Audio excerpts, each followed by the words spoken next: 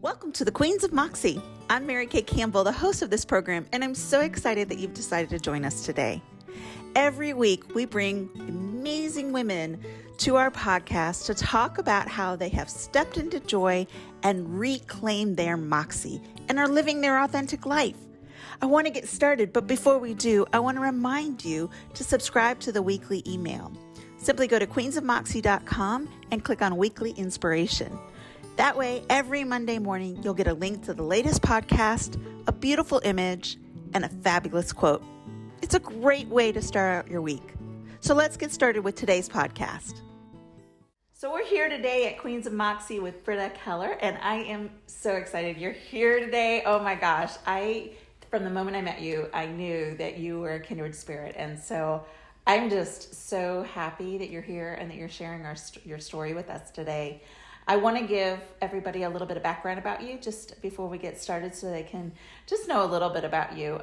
So Britta is from Germany, and her dad was a fighter pilot, and so she traveled all over Germany. She was born in the wine country, but didn't stay there that long, and then just traveled all over the country. And when she went to college, she initially started at a small girls' school and decided that was not for her. And so she decided to just, fly across the ocean and go to school at Penn State. And so it's amazing to me that you would have that as your goal. Like, you wake up one day and go, okay, I'm going to go to Penn State.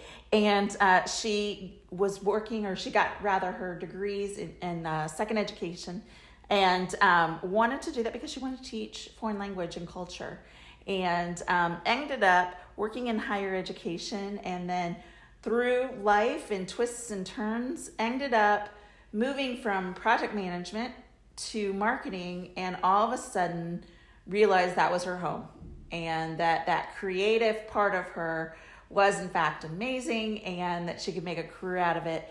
And in fact, in just before the pandemic, because everybody it's like before and after, in the spring before the pandemic hit, so in 2019, she really took off with her agency, which is a full service marketing agency called The Splash, and has been doing that since then. But during the pandemic, her boyfriend, who is a professor, was able to do a sabbatical, and so he is from Spain, and they went over to Spain for 14 months, and because she has her own company, she could do that across the globe and still meet her clients' needs. And in addition to that, she is also an emotional body coach, so emotional code coach. Let me say that again. And so I am just so excited to talk to you about all of your life's adventures and really like where you are now and how you got to this place. So Britta, thank you for being here. Wow, that was amazing. You're so good at this. Thank you. No, I likewise. I feel so connected to you, and I fell in love the minute I met you. I feel like we could fill days and days of talking and sharing stories of how and who we became and how. And so I'm so grateful to be here, and yeah, excited. I'm just delighted. Before we get too far into this, how many languages do you speak? 4. So German, English, French, and Spanish. I speak 1, and I took French in high school, and then I took Spanish in college because that's what you're supposed to do, right? Silly me. And I did I didn't do poorly, but I struggled in both of them. Language is not it's not my strength. And so anyone who can speak more than one language, I'm just always amazed by that. And yeah, it happened really naturally because I was blessed to, I guess, grow up in Europe where you have study abroad programs, and it's 2 weeks, and it's not very far, it's not very expensive. So I spent one in Bretagne in the north of France and one in England. But the one in Bretagne in France really changed my mind about language, because I could feel that for the first time, if I want to learn and connect about a culture and connect with people, I need to know the language. So it went from an abstract thing to a real thing of just connecting. Yeah. and I got it. And I wanted more of it. Awesome. Well, and you said before we started the podcast that like almost immediately, like within a day or so after graduating from high school, you went to Paris, right? Yeah, I was such a francophile, like you say, in French. Everything French I loved. Yeah.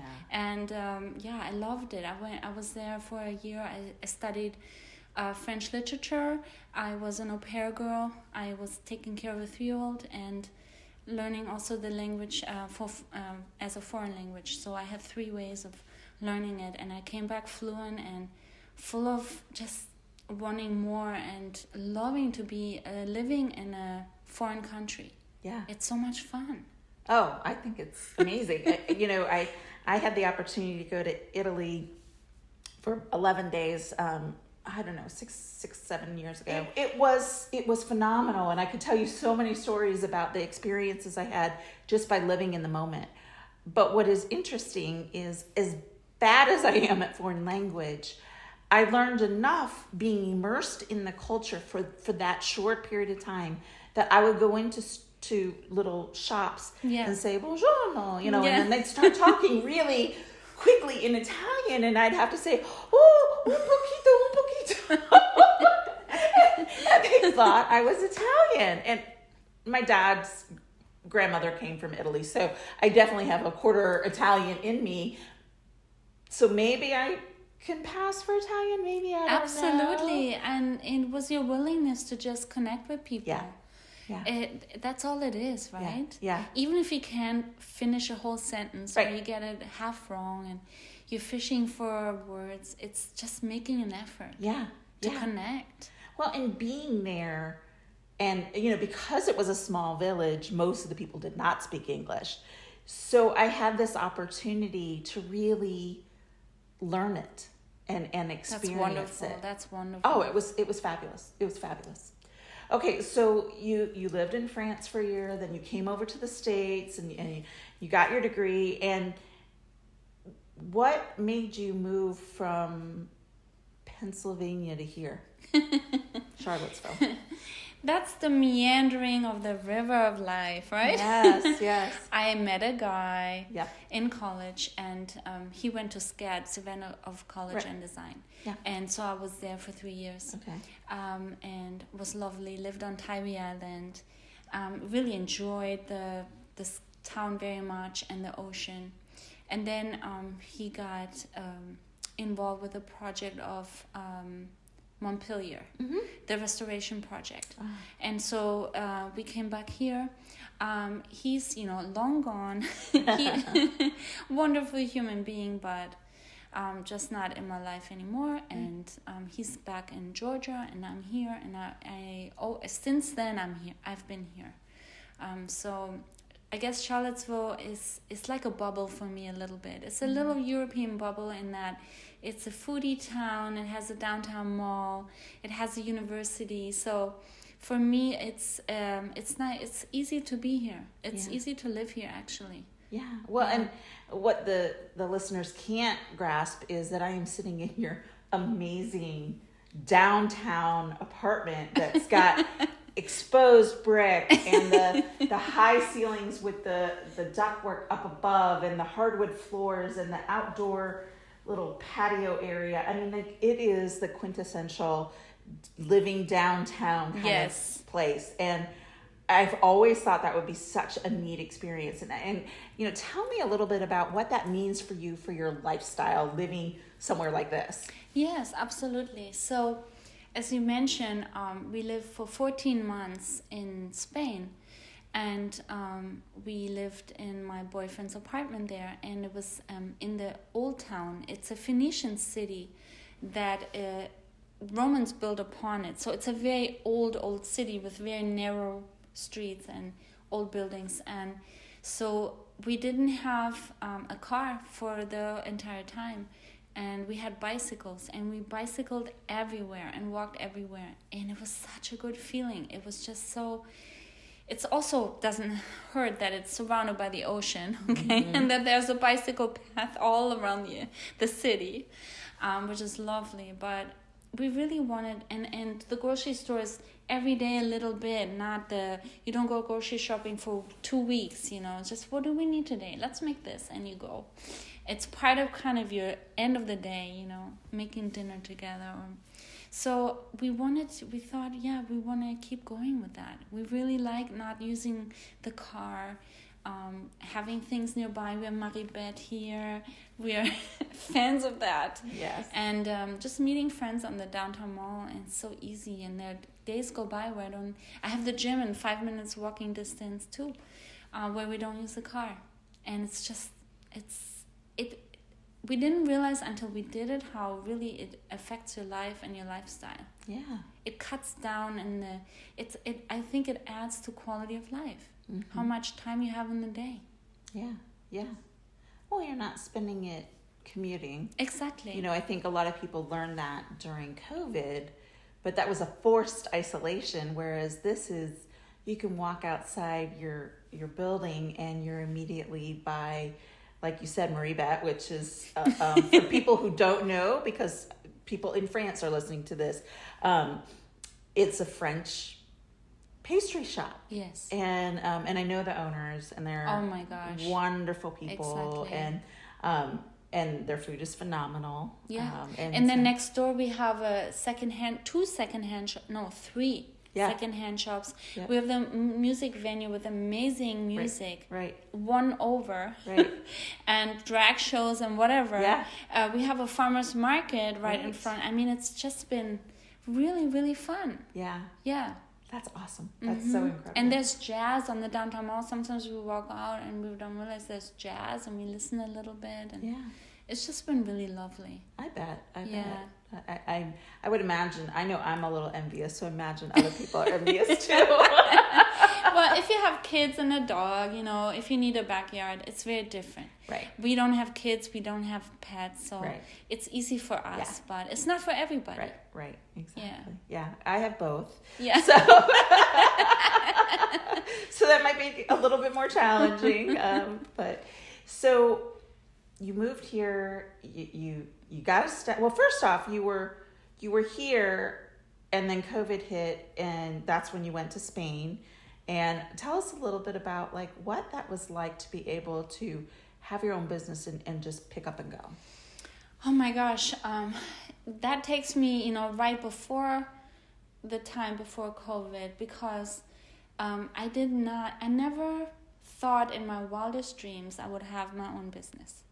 It's not how I was born, how I was made, I always played kind of small in the background. Oh no, I couldn't, always saw myself just going to work 8 to 5. I have an employer, I get my paycheck, but the universe kind of dragged me along by certain circumstances and events that led me to starting this, and then again, meeting a business partner to do this with, and then that not unfolding the way I anticipated, then again wanting to apply for jobs, and then these clients wanting to stay with me. That was really the turning point of, okay, well, I guess I'm going to get a business license. I guess I need a name for my business because they're not going away. This lady from Richmond came all the way here to tell me that I need to do this, that she's not going anywhere, and that I need to get my business license. So she's the one who got it all started. I really didn't want this.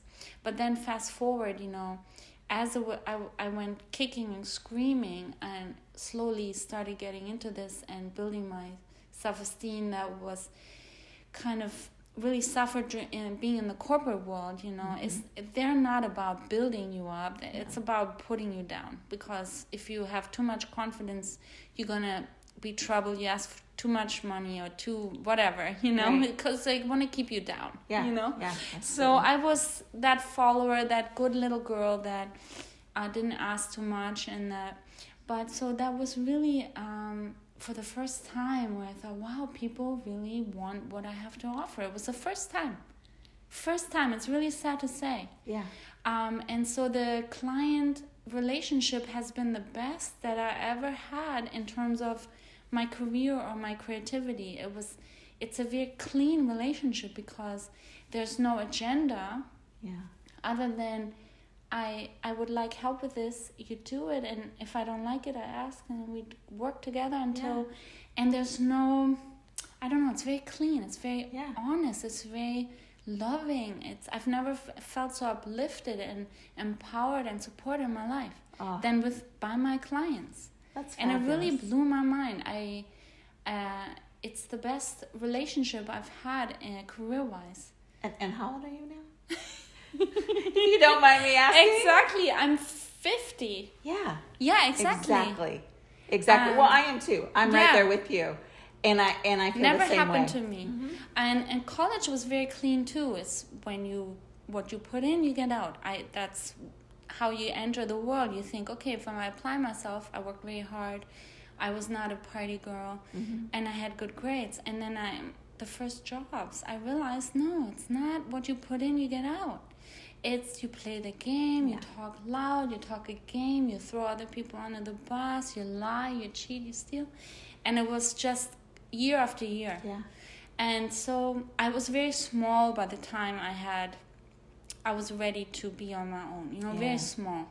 I just, my self-esteem, everything is.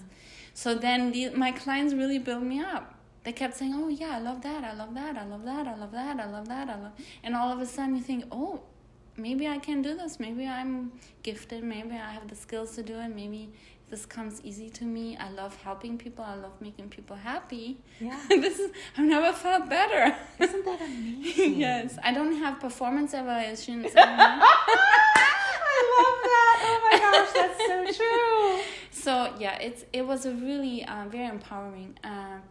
And also going back to the Spain opportunity,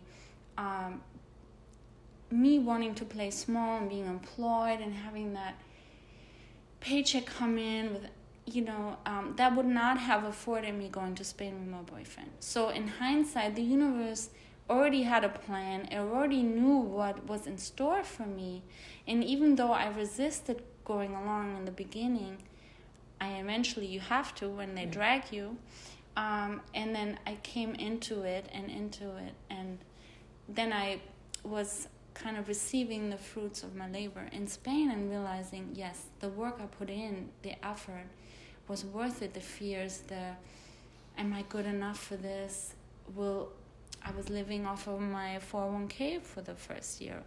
Can I do this? Can I pull it off? And then getting the validation and living in Spain and keep everything going and even getting more clients while I'm in Spain. Yeah. I realized, okay, this is my path. I can do this. And I've never felt more free and more independent and empowered. I love that. Because I think you're exactly right. We think small, we dream small, we live small. So many of us are very risk adverse. And Absolutely. So that thought of, what if I don't have a paycheck coming in? It's scary. It's terrifying. It's terrifying.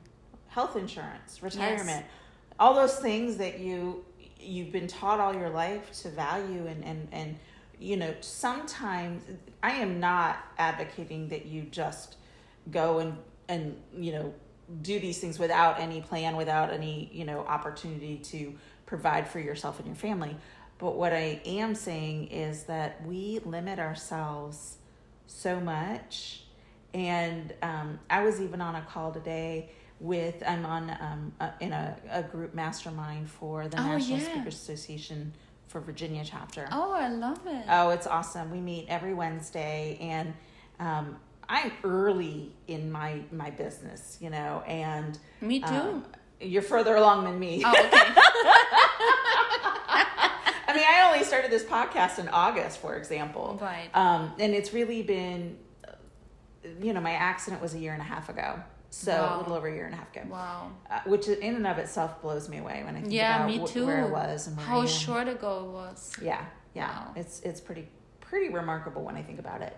But I was talking about what an inspiration these people are, because the people that were on the call happen to be people who have been doing this 5+ years. And there's a couple other people who, they're really taking off right now.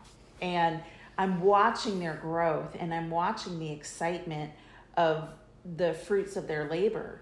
And I said something about that, and one of the things that they all agreed to was that their biggest obstacle in those 3 to 5 years before it took off was getting in their own way. Yeah.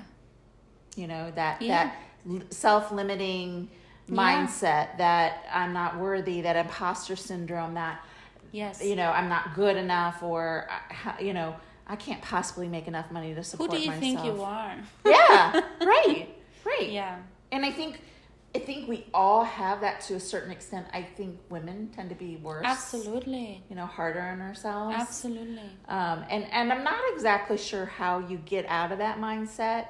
I think that there's a lot of work you have to do on yourself to understand when you're limiting yourself and when you're doing those kinds of things.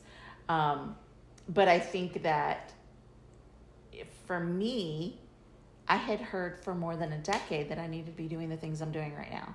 Right. Truly, it had. And I mean, people literally said to me probably 12 years ago that I should be an inspirational speaker. Wow.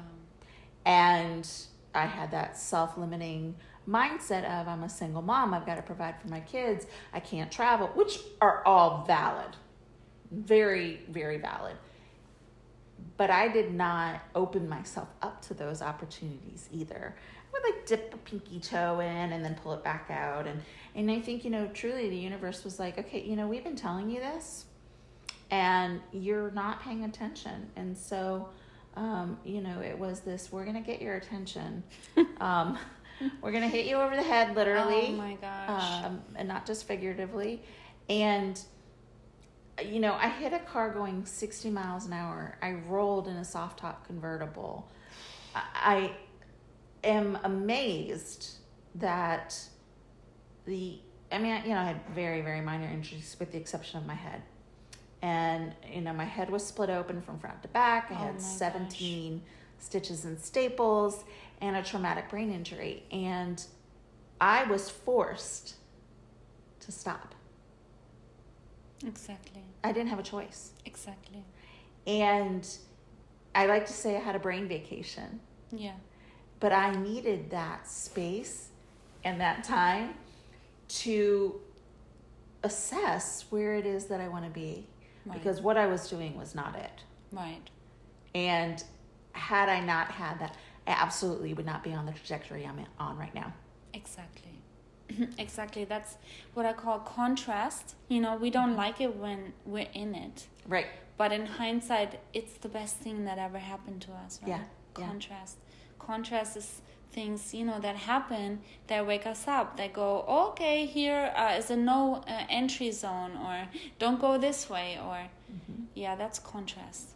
So tell me a little bit about your emotion code work.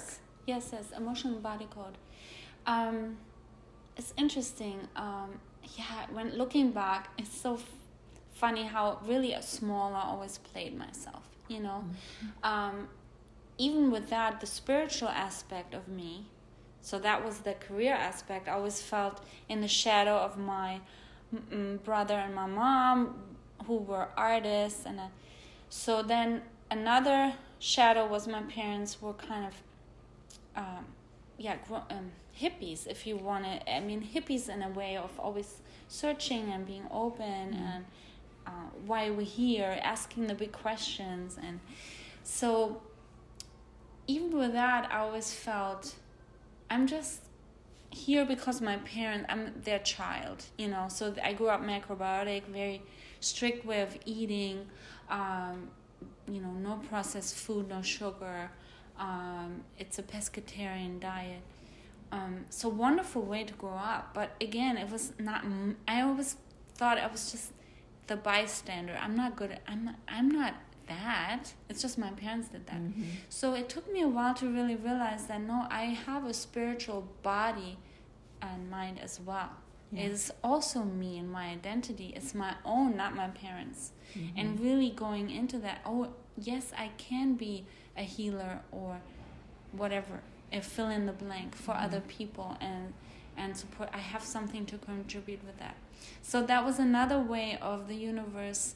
I think this is what happened. I was at work doing marketing stuff when I was still working 9 to 5, listening always to something while I'm working.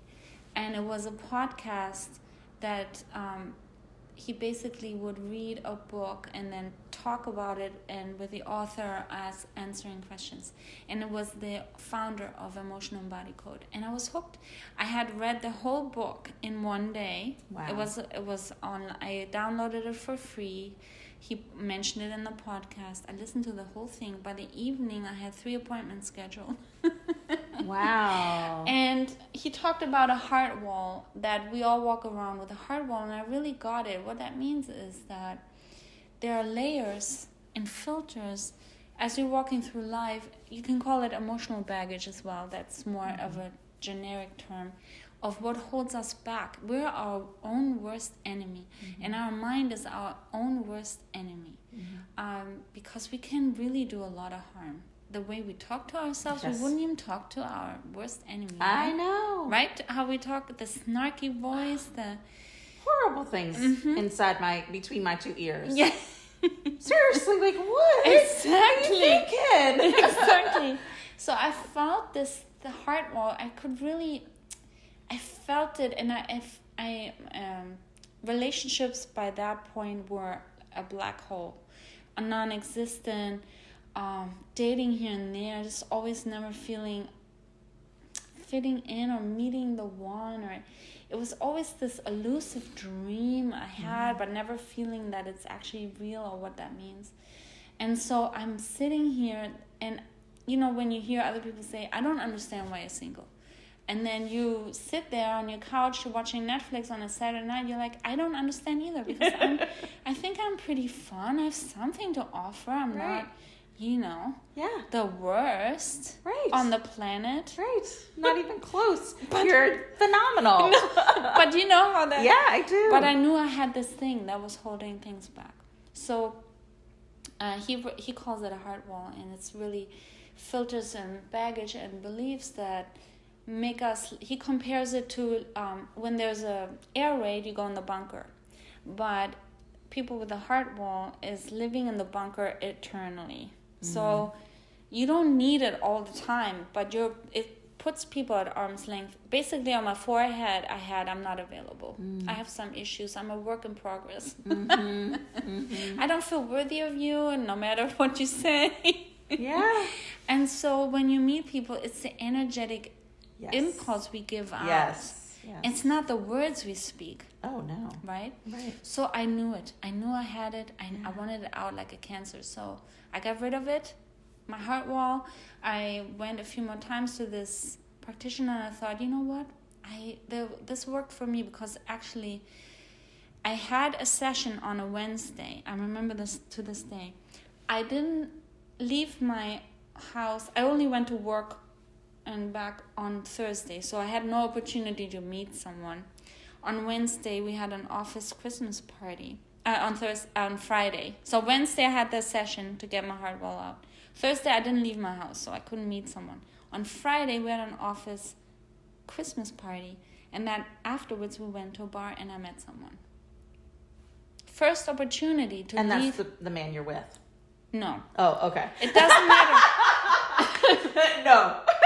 That was the first step of just even me not having that sign on my forehead of I'm not available. Right. Okay, that was for the first time. He was not the end or be all, and there might have been one other person. But what it did is it made me in the game again, not feeling normal again, and like you go out, you meet someone, it's normal. It's, and then I played with it, just dating, just getting to know me, getting to discernment, that period of who am I, what do I want, and that happens when you meet people. Right. If you're in a vacuum by yourself, you don't know what you want or need or don't want. Right. So that was the time, and then I became a practitioner because it helped me so much. Yeah. It really helped me start my business, date again. 2 things that I never ever thought I could do ever in my life. Yeah. And then I did the work on me as my practitioner practicum. You know, you have to work on people. I worked on me too.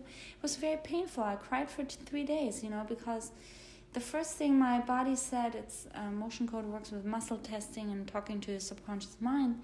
And it said, no, you're not worthy of a tall man. You're not worthy of someone who plays the guitar. You're not worthy of someone good. You're just not worthy, Britta. And it was hard to hear. Yeah. And I had to get through it and went through my list, removing the blocks and the old beliefs I have about not being worthy. And then 2 weeks later, I met him. And it was a period of these 2 weeks of saying, I'm going to say yes to everything that comes my way. I started saying yes. I went out and I met him at a party. 2 weeks. Yeah. It's unbelievable.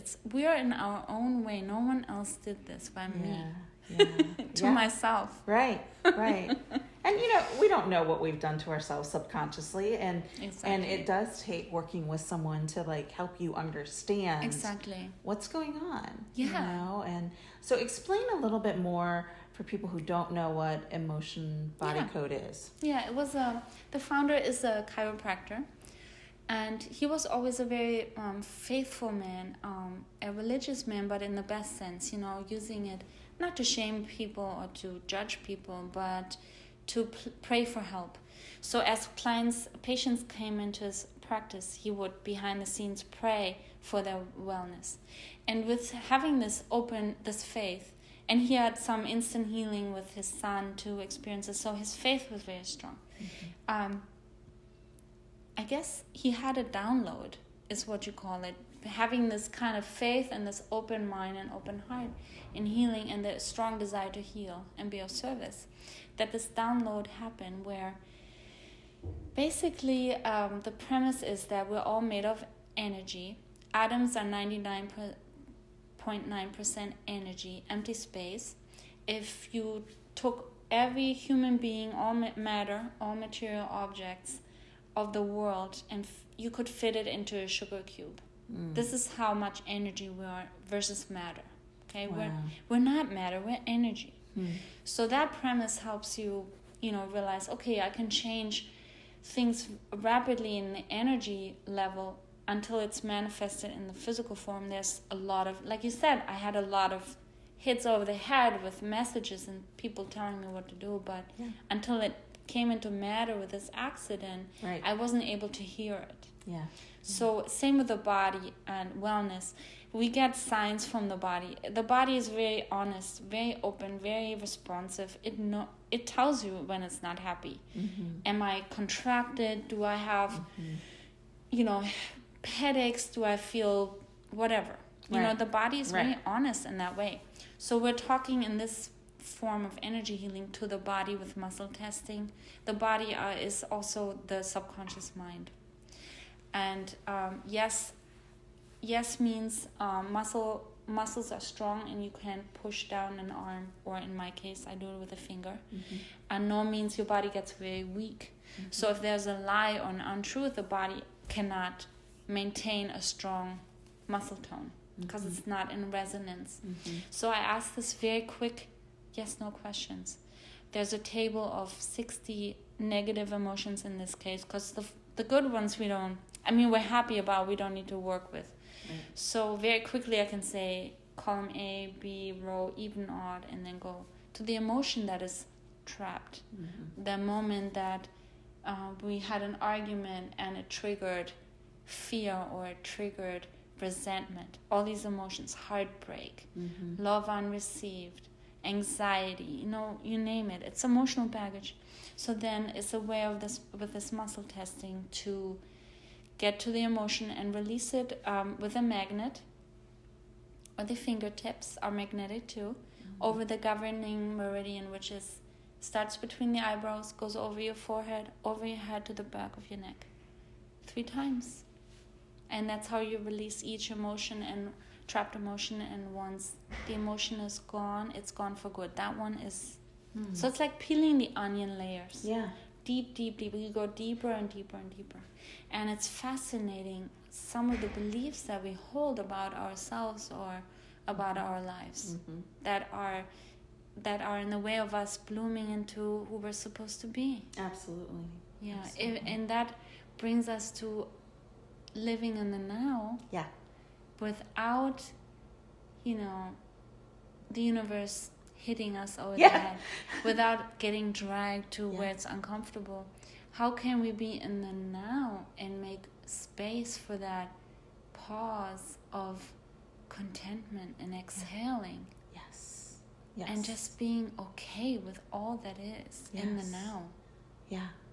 I always say resting in the pause. Yes.